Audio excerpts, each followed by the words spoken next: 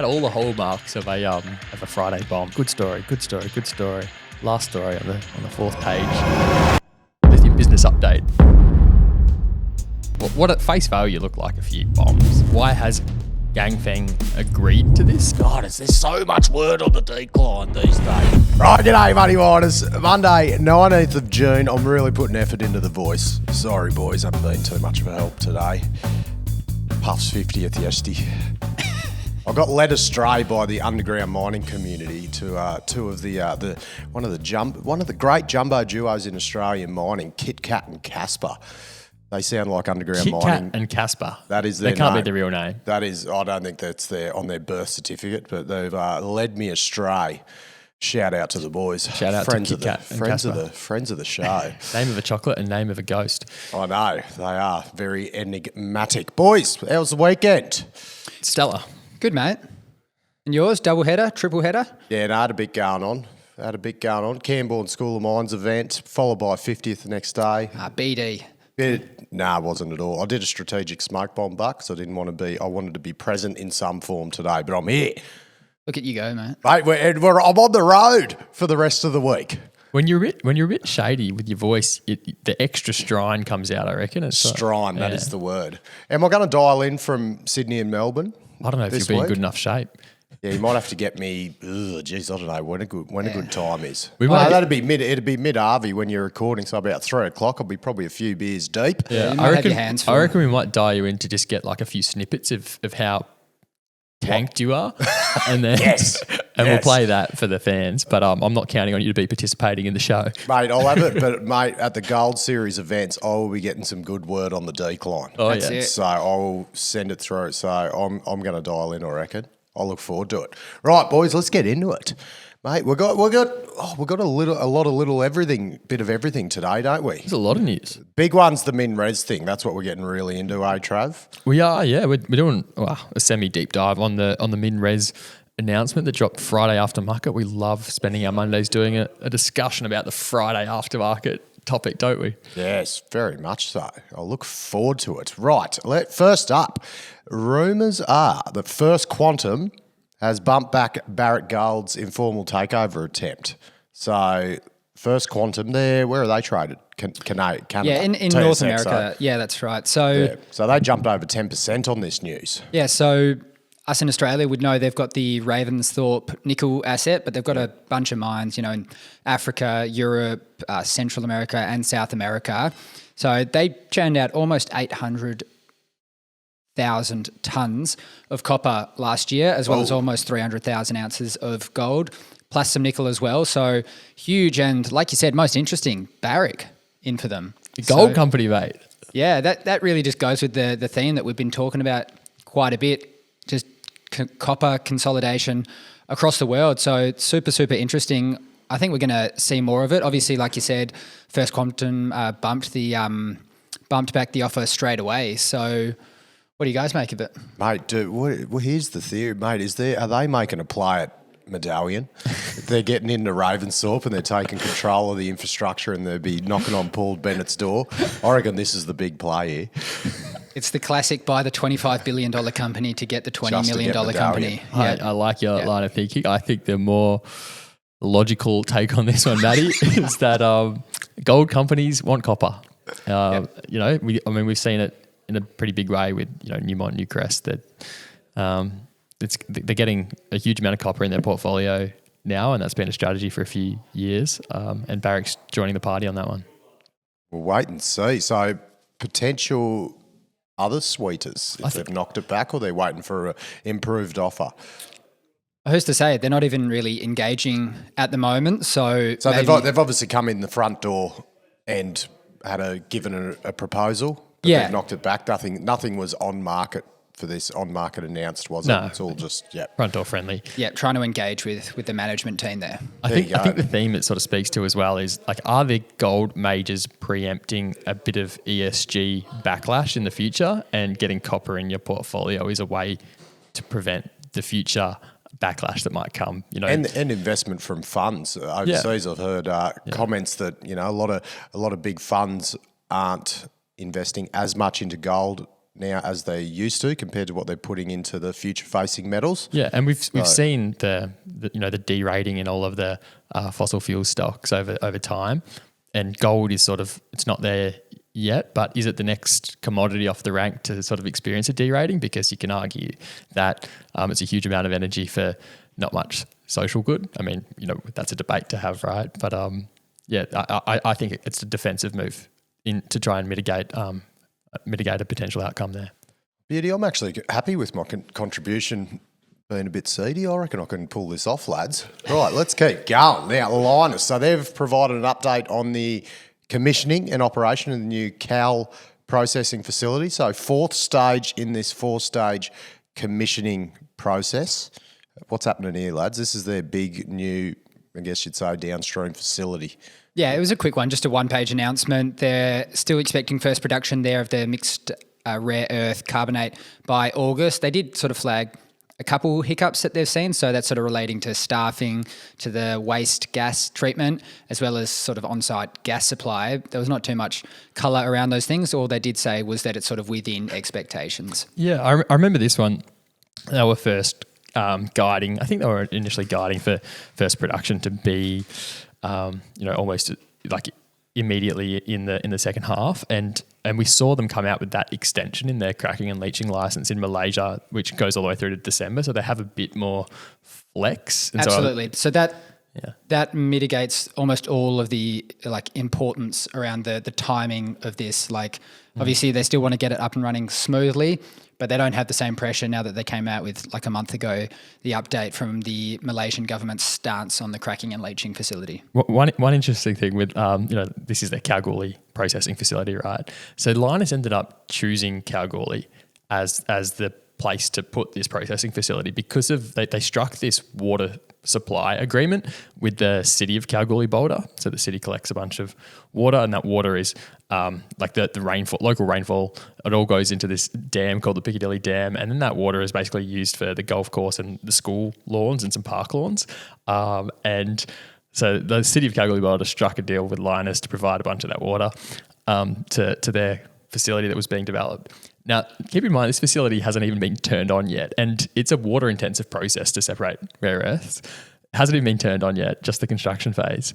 And that dam ran out of water last summer. So they had to cut back the water going to the golf course, the schools and everything. So there might be a bit of community goodwill that Lynas needs to do, because I expect that to continue. When they start pinching the water off the golf course and that dries out. Yeah, and the schools, mate. School lawn. Yeah.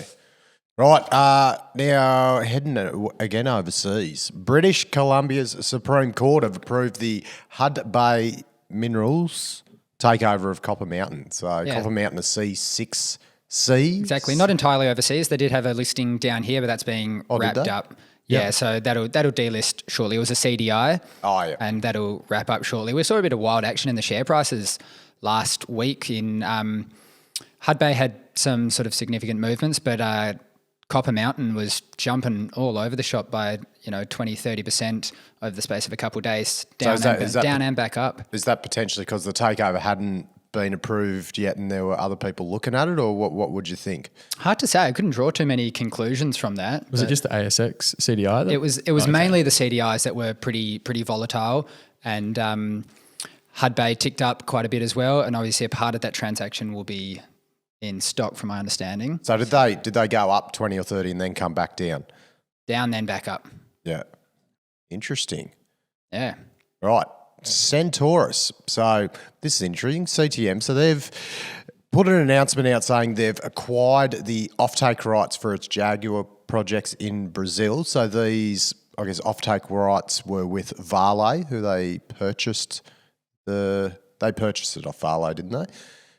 So they got the big Jaguar nickel project. It's in heading towards it's in the development phase. Nearly 1 million tonne of contained nickel there. So big project, big nickel sulfide project. So boys, explain to me, because they're up today. I think they were up nearly 11% in early trade.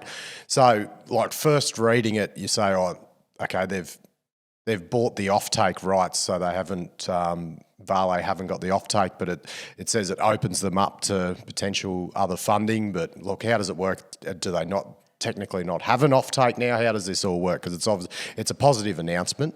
But yeah, I think the way educate me. The way to think about this would be that, obviously, like you said, they'd got the asset from Vale, the iron ore major in Brazil, to start with. And this was sort of a box, a bit of a cloud hanging over the head of the stock, and something that they just needed to check off. So like you said, they've bought back the funding here, and what they're going to do is pay more of a royalty down the track. So this means that it's now theirs to negotiate with potential OEMs, battery makers, car manufacturers, who's going to get the ultimate nickel sulfite product at the end, how they can go about financing this. So they're at that stage where they're looking for financing for the project, and this gives them more control about how they can bring in those funds. And obviously it sort of reduces the NPV of the project slightly, because they're going to have to give a bit of that future cash flow to Vale. Oh, the royalty. So is that saying that their arrangement they previously had there wasn't much value upside because they couldn't, Vale would have to finance it as well because they had the offtake? Well, some of the commentary I'd seen in relation to this, the offtake was a real criticism at Centaurus, and I'd say it's a quote unquote, Vale had them by the balls in the offtake arrangement. So I think this it quashes that critique that was in there in the market. They've had to pay up for that, right? Like it's a decent sized royalty that they've had to forego. So it's 2% on the nickel sulfate, but on the positive side, you might argue that no more cash from today is going out the door, no more shares have been issued. So it's something they sort of had to address, and they've done it. That's why I think the market is looking at the bright side of things. And it's 2% on the net, isn't it? The net revenue? Net operating royalty. Right, get on to Sheffield. So Sheffield's Thunderbird project in the Kimberley, that's 90% complete from a construction perspective, with commissioning set to begin second half of this year. So this is their JV with Yansteel. Trav, this sounds like your territory. It is, mate. Mineral sands. I love my industrial minerals. Mate. So there, it's an interesting one, right? This was a sort of a project for a long time. There was a lot of skepticism that would ever get, financed and produced, and Sheffield figured out a way to make that all happen. It involved Yansteel coming on board as a JV partner, and them jointly funding it. And now it's 90% complete. Commissioning's underway. They're going to produce a zircon concentrate and also a magnetic concentrate. It's exciting, right? It's a bit more of those funky commodities popping up, and this time in the Kimberley of all places. And it's an interesting one to see developed. I think it was the development costs are about 500 million, so it's a pretty substantial project up there. Is this the zircon that goes into the cheap rings, cubic zirconia, or is it different? I think it is different. But it could be. It could be. God, all you tight asses out there that buy engagement rings with cubic zirconia, Jesus Christ. Another interesting one to follow in the space is Strandline, the Coburn asset. So they're a bit ahead. I think they came out a couple of weeks ago saying they've made the 6th shipment. So they're in that ramp-up phase with their mineral sands project as well, and they're getting beaten up a bit by the market. They've come off a bit. I think they just want to see that they can get the processing and everything going well, but in a similar sort of arena as Sheffield. I think they might have the final products that they're shipping might actually be different as well. I mean, like you either... Like in Sheffield's case, there's the dominant product here is a zircon con. You get different payabilities depending on grades and all that sort of stuff, and all the products look a bit different. So I'll have to look into Strandline, mate. Right, now this one's interesting. Lake Resources, LKE. So they've come out announcing a delay to the DFS for their, Khaki.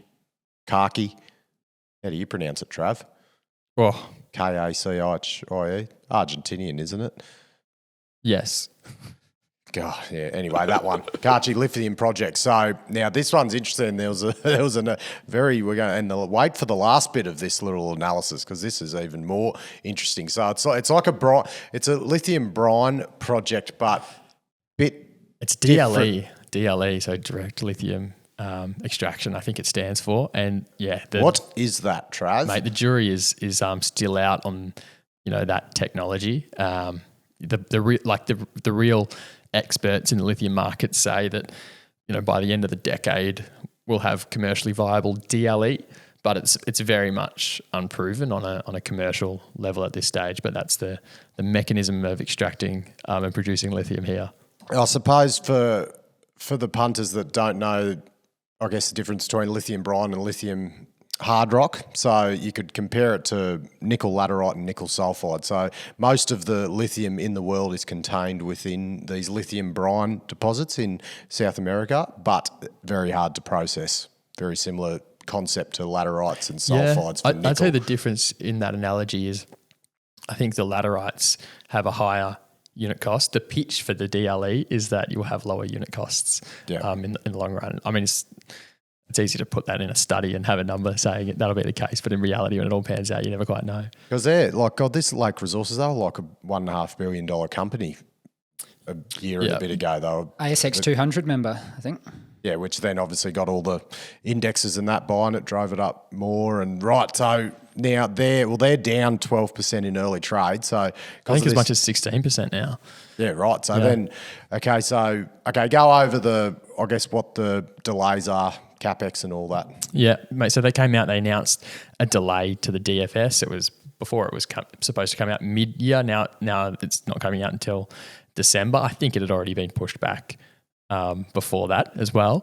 And alongside this announcement of a delay, they've also come out saying that they're going to do a staged CapEx pathway. So, they'll do stage 1 of 25,000 tonnes per annum LCE and stage 2 another 25,000 tonnes per annum. The really interesting part though is their announcement includes some internal estimates for CapEx, and they're guiding towards US 1.1 to 1.5 billion for stage 1 alone now. Jeez. Returning an IRR of between 17 and 24%. And the footnote in that in those numbers actually says that it excludes the capital cost of grid connection. Now, with the last time they put out a CapEx number, it was in the 2020 PFS, and that quoted startup capital of $544 million. So wow, so it's a big potentially triple, yeah. Now, okay, the other bit that was announced today about the CEO, this was very interesting. 3 announcements, right? One was like a presentation. The other one was just the update. And then another one, not market sensitive, was... Surprised this one didn't come out Friday, Harvey. Well, you can bear it with the other news, yeah. The CEO, David Dixon, he's reached a settlement with the SEC.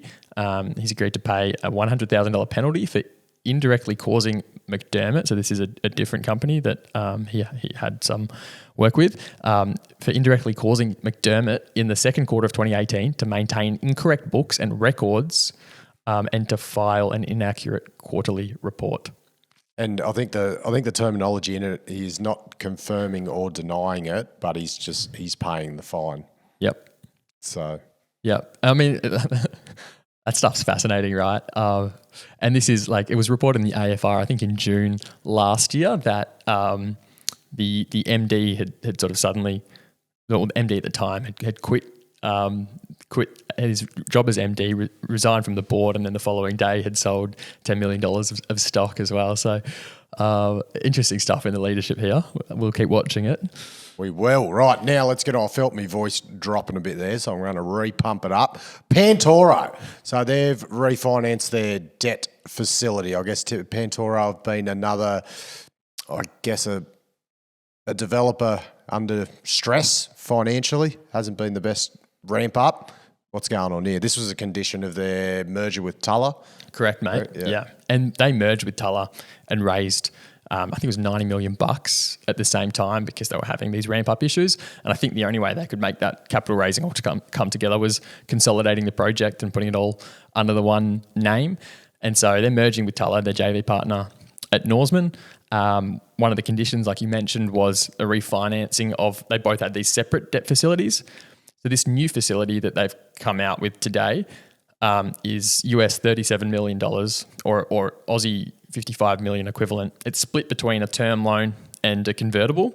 The term loan is priced at SOFR plus 8%, so that gets you to about 13% at the moment. And this is I find this stuff really interesting because quite often when you look at the terms of repayment on a finance facility, that gives you some information about what management's expectations might be about how long it might take for things to become cash flow positive. And in this case, the way that the repayments have been structured is with a 12-month interest-only period, then followed by straight line amortization over the following 3 years. So I look at that and I think I'm not quite sure if the read-through on that is an expectation that positive cash flow could still be a little while away for Pantoro. Is SOFR plus 8% like a 13% rate? Is that pretty bloody high?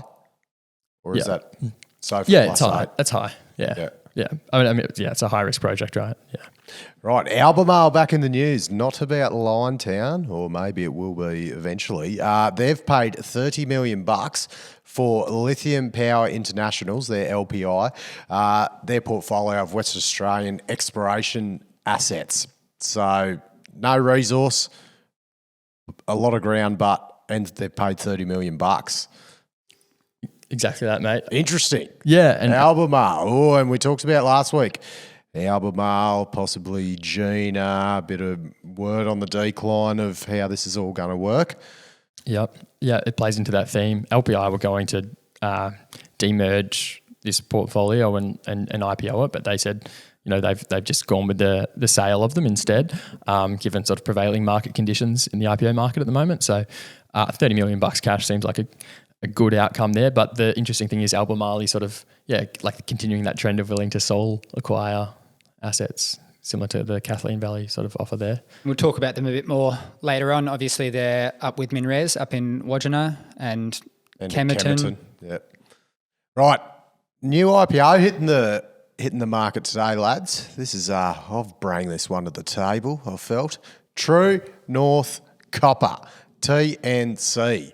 So interesting. Up in far northwest Queensland, near Cloncurry, up that way. So Tembo Capital, 30% shareholder.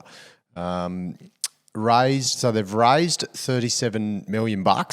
So they've acquired the high-grade copper cobalt Mount Oxide project. So they've paid $46 million for that, bought it off Perilia. So $30 million of the raise is going towards that.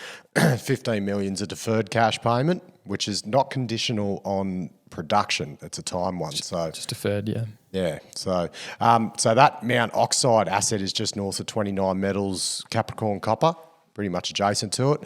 And their other asset is the Copper Gold Cloncurry Hub, so they've got like a copper flotation plant for the sulfides. They've got a solvent extraction crystal plant for the oxide, and heap leach pads. So looks like they're putting money back in to get that back up and going, and to process some oxide stockpiles. So first sales of copper sulfate expected late June, early July from processing these stockpiles. So impressive copper hits at this Mount Oxide project. So 12 metres at 15.3%, 31 metres at 6.2%, and 22 metres at 6.3%. They were down a bit deeper, but one to watch. One to watch, mate. One to watch in the copper space, especially with the proximity to 29Metals Capricorn Copper infrastructure. And we know 29Metals are under a bit of stress. Yeah, it's an interesting one. You say raising $37 million, I think, they're going to be well funded, be able to poke a lot of holes in the ground, but 30 going straight out the door.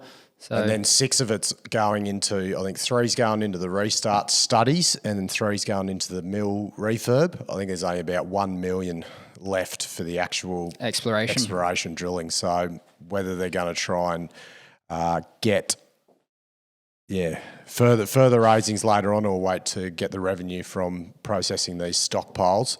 To be able to fund a bit of exploration. Yeah, so, we'll see. They definitely haven't got shitloads left over. So, righto, let's get on to MinRes. Bit of a deep dive. What's going on here, boys? So they put an announcement out late Friday. There's a bit of information at the back of it. Yeah, an interesting one. Interesting. So MinRes, obviously run by Chris Ellison, pretty well known in and around Perth, and they've just been a great story since they listed 15 odd years ago. So they're now capped at like 14 billion. Chris has got a real nice house, apparently. Large. I have read that in the newspaper too. Yeah. So they've got a bit of an interesting business model. They started purely focused on the mining services sort of business, And I think people kind of don't know what bucket to put them into now because they've got iron ore, mining services, now developing a huge lithium business. And we've seen all the headlines Gas. over the past half year, them getting into gas in the Perth Basin and whatnot. So that did lead to a bit of discussion about potentially spinning things out late last year when lithium was going a bit crazy, but they haven't gone ahead with any of that. So we might just give a bit of an update, obviously talk about the announcement that came out late on Friday and see what else is going on at the business. Because like I said, I think it's one people sort of struggle to wrap their head around at times. And we have spoken about them briefly. About a month ago, they got in with that blocking stake that we touched on again last week at Essential Metals. And they stopped the tie-up and takeover from the Tianqi JV at Essential. And they were buying, as Flano said on Friday, they were buying on market for Delta Lithium as well. Exactly. We'll get into that too. So they come out with an announcement late on Friday. Now, for the three of us, that just sort of sets the alarm bells off, I think. So they come out with an exploration and lithium business update. Or they might have just finished it then. Yeah. You never know. No. Well, the way it was Benefit structured of as the well, doubt. right? Like it had all the hallmarks of a Friday bomb. It was like good story. Last story on the fourth page, lithium business update, which had a what at face value looked like a few bombs. Yeah. So we won't focus on the gas. We're going to look into what really caught our eye, which is the lithium part of the announcement. As a sort of quick reminder, Wodgina Mine is a 50-50 JV with Albermale up in the Pilbara.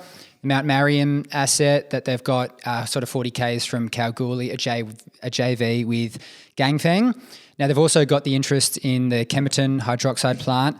And earlier this year, they announced an investment to buy 50% of a couple different processing plants up in China. And Chris was quite vocal about us needing more government support to produce more assets in Australia because it's just so much cheaper to do it in South America or in Asia. So I think, and expanding on what we talked about last week with, the Albermale bid for Liontown, potentially Gina coming in that, but you look at the relationship that MinRes has with Albermale, with both the Kemerton and Wodgina projects.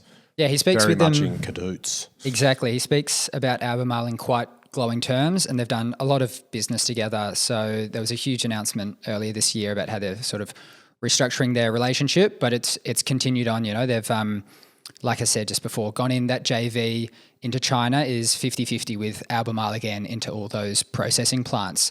So what stood out about the lithium announcement today to us was firstly terminating the spodumene tolling treatment agreement with Ganfeng, reduced guidance at Mt Marion.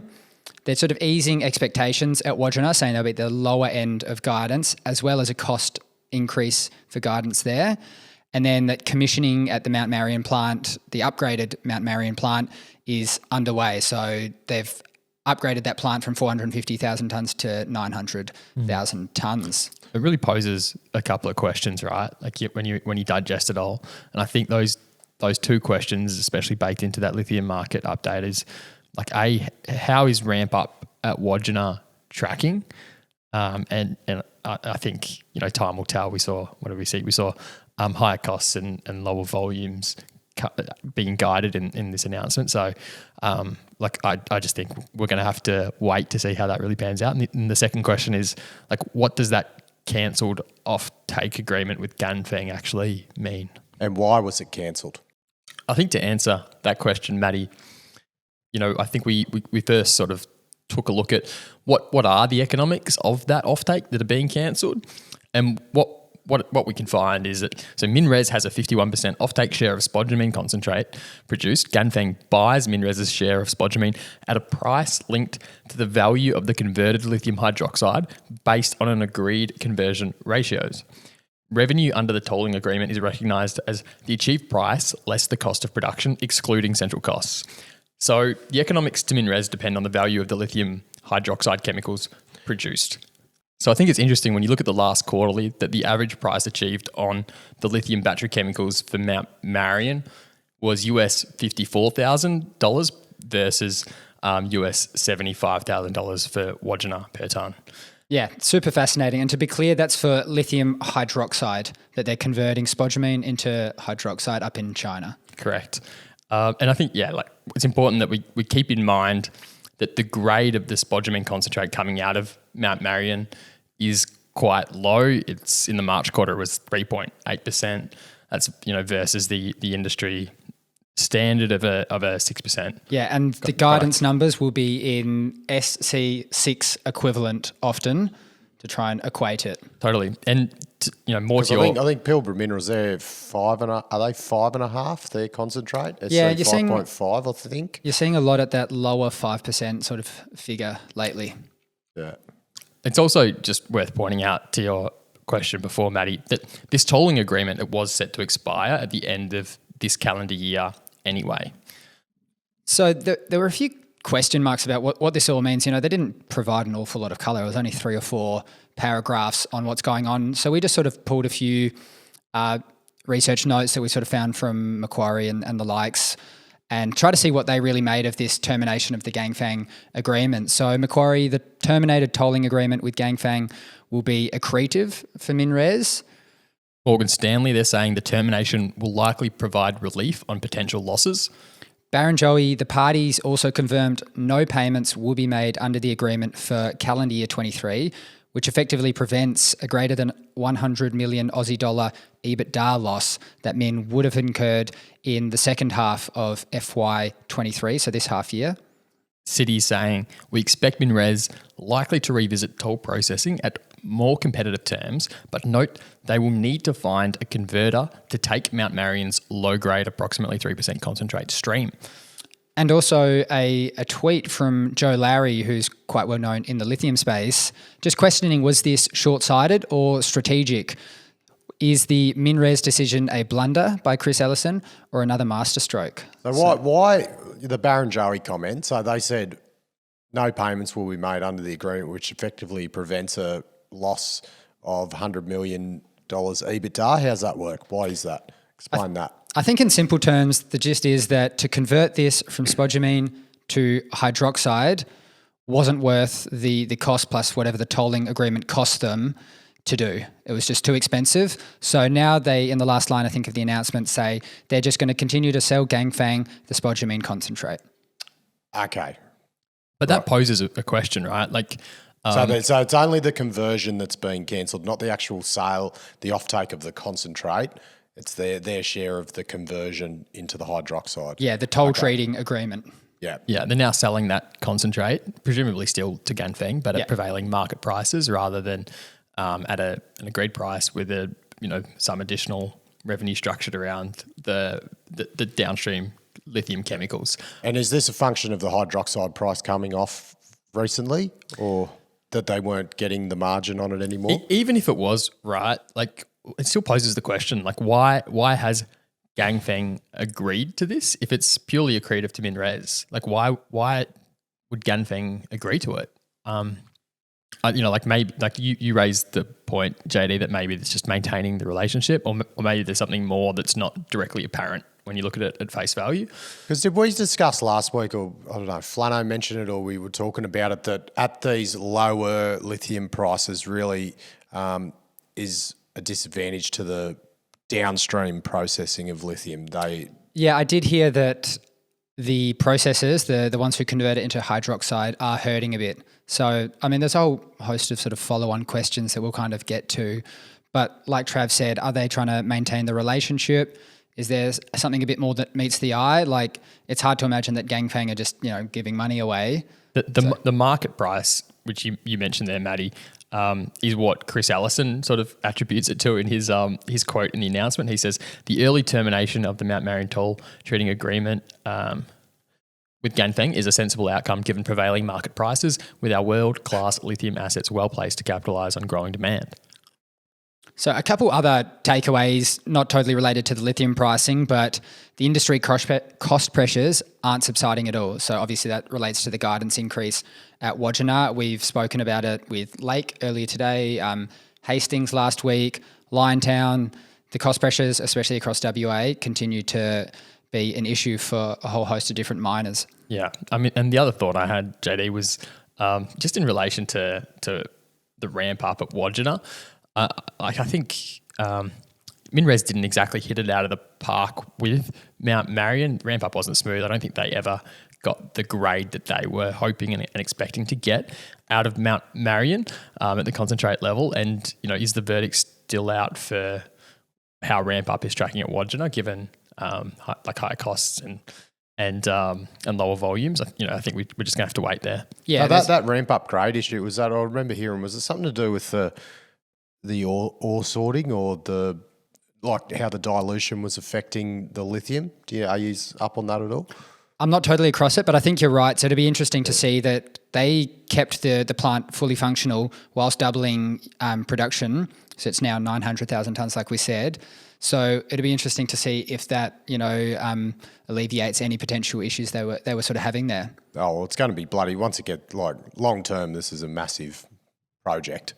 Yeah, and I think that's scratching the surface at the moment. That's the view that MinRes has, and that really sort of feeds into the next point that we kind of had, what they spoke about at the higher points of this announcement, that they're just really getting started on drilling. They haven't done much drilling over the past couple of years at all, and there is still upside at Mt Marion. Yeah, and then because you got their blocking stake in Essential, so that's in that, and then you've got Bald Hill, that's the one that everyone keeps talking about in that region. Seems to be there's potential for another little lithium region. Well, word on the decline is that Bald Hill will become up for sale towards the back half of this year, and I imagine MinRes would have their eyes on that one, Matty. I think a few people would, because Bald Hill that's sort of a real flagship project. Like, it's a real high potential project, or it's an existing mine not too far from Kalgoorlie. It's probably not as good as Mt Marion. Okay. I think the real attraction is, and has been for a while, that it is an existing mine. So while lithium prices were so high, it wouldn't be like the potential buyer would have to develop it and go through the whole works. And why is that one stalled? Why is it going up for sale? Administration, was it? It had issues coming out of the back of the last lithium price crash, and it's just been tied up in courts. From my understanding, it's pretty hard to find actual information on what's going on. Chinese owned at the moment, privately, but it's operating. Yeah, sounds like an easy sale. Not right. Let's tie it up then. Where's MinRes been? They've been in the news a bit. They've been on this podcast mentioned a bit by people as well, which is the news, the mining news. Everyone. Yeah, they have. So let's tie it all together with what's happening. Where are they? What's it looking like? The big play is here. Yeah, it won't be the neatest tie-up because there's a lot of different assets flying around, a lot of different stakes in companies, but we can just sort of rattle them off. Flano mentioned last week that there'd been Ellison buying stock in Delta Lithium, that is. We'd seen them owning roughly 20% of Essential Metals. We also saw a recent farm-in commitment with Marquis. They've also got another farm-in agreement with Pantoro in the region. They've got a minority stake in Global Lithium. We spoke about the Bald Hill angle.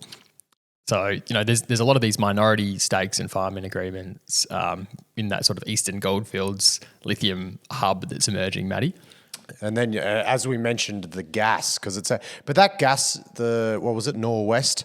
But a lot of that was to supply gas to their operations up north, wasn't it? That was the big play, that gas will be used to power their iron ore and lithium operations. I think that's the understanding that the market had. Yeah. And what about the downstream side of things, JD? You listen to the investor calls and everything. You were right, pretty much. You were in the room with Mr. Ellison, essentially. So I think there's just one more thing to say, because there had been sort of some conjecture about, maybe they're not going downstream. And you only need to listen to 5 minutes of the latest investor call that they had a couple months ago to sort of rebut that. In almost every other, paragraph and statement about lithium, they are very firm on wanting to go downstream and capture that value. And the actions obviously always speak louder than words. And we saw them earlier this year go 50-50 with Albermale in China. So they're still looking. And Chris has, of course, been pretty vocal on saying that, yes, things are expensive to do in Australia, but whether that's trying to get Australian government support, they're still looking to go downstream and capture more of that value over the next 10 and 20 years for that lithium business.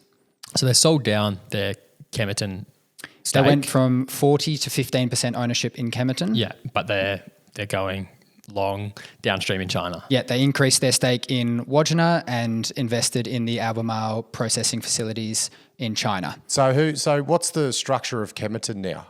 Albermale 85, MinRes 15. Yeah, that's right. Right.